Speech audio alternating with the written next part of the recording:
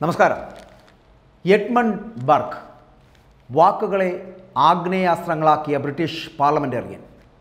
മഹുവ ഗോത്രവിഭാഗങ്ങൾക്ക് പാവനമായ മരത്തിൻ്റെയും അതിലെ പൂവുകളാലും ഉണ്ടാക്കുന്ന വീര്യമുള്ള മദ്യത്തിൻ്റെയും പേര്. ബർക്കിയൻ ബാത്നിയിൽ മഹുവയുടെ വീര്യം കൂടി ചേർന്നാൽ അത് മഹുവ മൊയ്ത്രയായി. ഈ മാരക കോക്ടെയിൽ നേർപ്പിക്കാൻ BJP ബുദ്ധികേന്ദ്രങ്ങൾ ഓപ്പറേഷൻ മഹുവ പാതയിലാണ് എന്നാണ് പറയേണ്ടത്. പാർലമെന്റിൽ നിന്ന് ഉച്ചാടനം ചെയ്തുവെങ്കിലും തെരുവിൽ ശല്യം തുടരുന്ന മഹുവ ബാധ, ആ ബാധയെ എന്നേക്കുമായി കുപ്പിയിൽ അടച്ചാലേ മാടമ്പള്ളിയിലെ കാരണവരെ പോലെ BJPക്കും ആശ്വസിക്കാനാവൂ എന്നൊരവസ്ഥയിലേക്ക് എത്തി. അതിനുള്ള നീക്കങ്ങളാണ് സൂപ്പർസോണിക് വേഗത്തിൽ നടന്നുകൊണ്ടിരിക്കുന്നത്. ബംഗാളിൽ നടത്തിയ അവിശുദ്ധമായിട്ടൊരു ഇടപെടലുകളുടെ പേരിൽ ഈസ്റ്റ് ഇന്ത്യ കമ്പനിയെ തൊലിയുരിച്ചു വരികയായിരുന്നു ബർക്കിൻ്റെ പ്രസംഗങ്ങളിൽ. ഭൂരിപക്ഷമുള്ള NDA സർക്കാരിനെ നിർത്തിപ്പൊരിച്ച് അവയായിരുന്നു മഹുവയുടെ പ്രസംഗങ്ങളെന്ന് പറയപ്പെടുന്നത്. രാഹുൽ ഗാന്ധിയുടെ കൈപിടിച്ച് രാഷ്ട്രീയത്തിലേക്ക് വന്ന മഹുവ അദ്ദേഹത്തിനേക്കാൾ വലിയ പ്രതിപക്ഷ ശബ്ദമാകുന്നത് നമ്മുടെ ലോക്സഭ കണ്ടതാണ്. ആദ്യ പ്രസംഗം തന്നെ അസാധ്യ വൈറലായി. ഫാസിസം വരുന്നതിൻ്റെ 7 ലക്ഷണങ്ങൾ വരച്ചിട്ട BJP വാദമുഖങ്ങൾ ഓരോന്നും എടുത്തുവെച്ച് അതിൻ്റെ എതിർവാദങ്ങൾ ഉയർത്തിയ പ്രസംഗം. ആ പ്രസംഗം മഹുവയുടെ വരവറിയിച്ചതായിരുന്നു. ഒച്ച വച്ചിരുത്താനുള്ള ശ്രമങ്ങൾ അന്ന് ഫലിച്ചില്ല എന്നുള്ളതാണ്. വിദ്യാഭ്യാസ യോഗ്യത സംശയമില്ലാതെ തെളിയിക്കാൻ മന്ത്രിമാർക്ക് കഴിയാത്ത ഇന്ത്യയിൽ പൗരത്വം തെളിയിക്കുവാനുള്ള പൂർവ്വകാല രേഖകൾ അഭയാർത്ഥികൾക്ക് എങ്ങനെ ഹാജരാക്കാനാകും എന്ന മഹുവയുടെ ഒളിയമ്പ് എവിടെയാണ് മുറിവേൽപ്പിച്ചത് എന്ന് പറയേണ്ടതില്ലല്ലോ. അത്രയ്ക്കും ക്രൂരമായ അമ്പായിരുന്നത്. BJP മാത്രമല്ല, അവരുടെ സാമ്പത്തിക സ്രോതസ്സായിട്ടുള്ള അദാനിയെ പോലുള്ള വമ്പന്മാരെപ്പോലും ഈ മഹുവ വിചാരണ ചെയ്തു എന്നുള്ളതാണ്. വാർത്താവിതരണ പ്രക്ഷേപ മന്ത്രാലയം സാമൂഹിക മാധ്യമങ്ങളിൽ നിന്ന് വിവരശേഖരണം നടത്തുവാനുള്ള പദ്ധതി ആവിഷ്കരിച്ചത് മഹുവയുടെ രൂക്ഷമായിട്ടുള്ള എതിർപ്രചരണത്തെ തുടർന്നാണ്. അത് ഉപേക്ഷിക്കേണ്ടി വന്ന സാഹചര്യം പോലും ഉണ്ടായത്. അദാനിക്കെതിരെയുള്ള പരാമർശങ്ങളിലോ കാളി പോസ്റ്റർ വിവാദത്തിലോ സ്വന്തം പാർട്ടിയായിട്ടുള്ള തൃണമൂലിൽ തന്നെ അല്ലെങ്കിൽ തൃണമൂലിൻ്റെ തന്നെ പിന്തുണ അവർക്കുണ്ടായില്ല എന്നുള്ളതാണ്. എങ്കിലും മഹുവ സ്വന്തം നിലയ്ക്ക് തന്നെ വാഗ്യുദ്ധം തുടർന്നുകൊണ്ടേയിരുന്നു.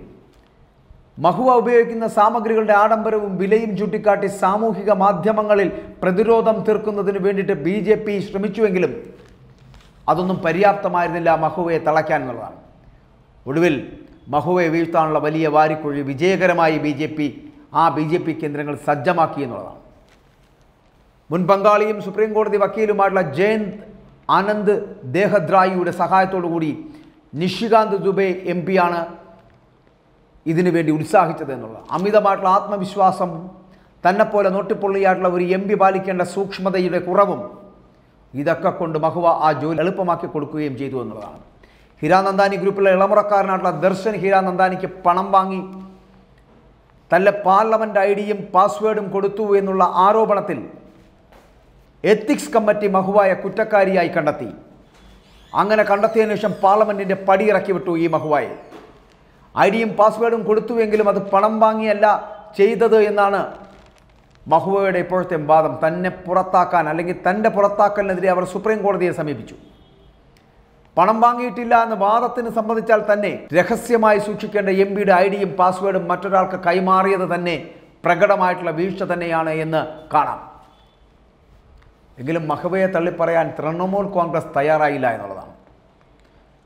കൃഷ്ണനഗർ മണ്ഡലത്തിൽ തന്നെ വീണ്ടും സീറ്റ് കൊടുത്തു അവർക്ക്. സുപ്രീം കോടതിയുടെയും ജനകീയ കോടതിയുടെയും വിധിന്യായത്തിന് മഹുവ കാത്തിരിക്കുമ്പോൾ അത്ര തന്നെ കാത്തിരിക്കാൻ BJP തയ്യാറല്ല. മഹുവയ്ക്കെതിരെ CBI അന്വേഷണത്തിന് മാർച്ച് 19 ലോക്പാൽ ഉത്തരവിട്ടതോടെ വെടിയും തീയും പോലെയാണ് പിന്നെ നീക്കങ്ങൾ നടന്നത്. ശാരദാ ചുറ്റിത്തട്ടിപ്പ് 11 കൊല്ലമായി സാവകാശം അന്വേഷിക്കുന്ന CBI ഈ മഹുവയുടെ മാതാപിതാക്കളുടെ ഫ്ളാറ്റിലും തിരഞ്ഞെടുപ്പ് കമ്മിറ്റി ഓഫീസിലും കൃഷ്ണനഗർ മണ്ഡലത്തിലെ വാടക വീട്ടിലുമൊക്കെ മാലപ്പടക്കം പോലെ റെയ്ഡുകൾ നടത്തുകയുണ്ടായി. ജനവിധിക്ക് മുമ്പ് തന്നെ മഹുവയുടെ വിധി CBIയും കേന്ദ്രവും എഴുതുവാനുള്ള സാധ്യതയും ഇപ്പോൾ തെളിഞ്ഞു കാണുന്നു. അത്രമാത്രമുണ്ട് മഹുവ പേടി എന്ന് പറയേണ്ടി വരുന്നു. പക്ഷെ മഹുവയുടെ ഈ തന്ത്രങ്ങൾ എത്രമാത്രം ഫലപ്രദമാകുമെന്ന് കാത്തിരുന്ന് കാണേണ്ടതുമാണ്. എഡ്മണ്ട് ബർക്ക് ബ്രിട്ടീഷുകാരെ പൊളിച്ചടുക്കിയതുപോലെ BJP സർക്കാരിനെ പൊളിച്ചെടുക്കുവാനുള്ള തന്ത്രം മെനഞ്ഞ മഹുവ മൊയ്ത്രയ്ക്ക് അതിന് കഴിഞ്ഞിട്ടുണ്ടോ? തൃണമൂൽ കോൺഗ്രസിൻ്റെ വാളായി നിന്നുകൊണ്ട് ലോക്സഭയിലേക്ക് അതിശീഘ്രം പ്രവേശിച്ച മഹുവ മൊയ്ത്ര പക്ഷേ നേടിയെടുത്തത് എന്താണ്? BJP എന്ന് പറയപ്പെടുന്ന രാഷ്ട്രീയ കക്ഷിയോട് എതിരിടാൻ പോകുന്ന രാഷ്ട്രീയ പിൻബലമോ രാഷ്ട്രീയ പാരമ്പര്യമോ അല്ലെങ്കിൽ അവരോട് എതിർത്ത് നിൽക്കാനുള്ള ശേഷിയോ മഹുവ മൊയ്ത്രയ്ക്കുണ്ടോ? മഹുവ മൊയ്ത്ര ചെയ്യുന്നതൊക്കെ ശരിയാണ് എന്ന് വിശ്വസിക്കുവാൻ നമുക്ക് ബുദ്ധിമുട്ടാകുന്നത് എന്തുകൊണ്ടാണ്? സ്വന്തം കയ്യിൽ സൂക്ഷിക്കേണ്ടത് പലതും സൂക്ഷിക്കാൻ കഴിയാതായി പോകുന്ന മഹുവ മൊയ്ത്രയെക്കുറിച്ച് ഇതുമാത്രമല്ലല്ലോ പരാതി, പലതുമുണ്ട്. ആ പരാതികളുടെ കൂട്ടത്തിൽ നിന്നാണ് ഇത്തരത്തിലൊരു പരാതിയുമായി ഇതാ അങ്ങ് സുപ്രീം കോടതിയിലേക്ക് വരെ കടന്നുപോയിരിക്കുന്നത്. അവിടെ നിന്നൊക്കെ ഏതെങ്കിലും തരത്തിൽ മഹുവ മൊയ്ത്രയ്ക്ക് രക്ഷപ്പെട്ട് കടന്നു വരാൻ കഴിയുന്നുണ്ടെങ്കിൽ, അങ്ങനെ കഴിഞ്ഞാൽ മാത്രം വീണ്ടും മടങ്ങി വന്ന് വേണമെങ്കിൽ മോദിയോട് കൊമ്പുകോർക്കാൻ മത്സരിക്കാം.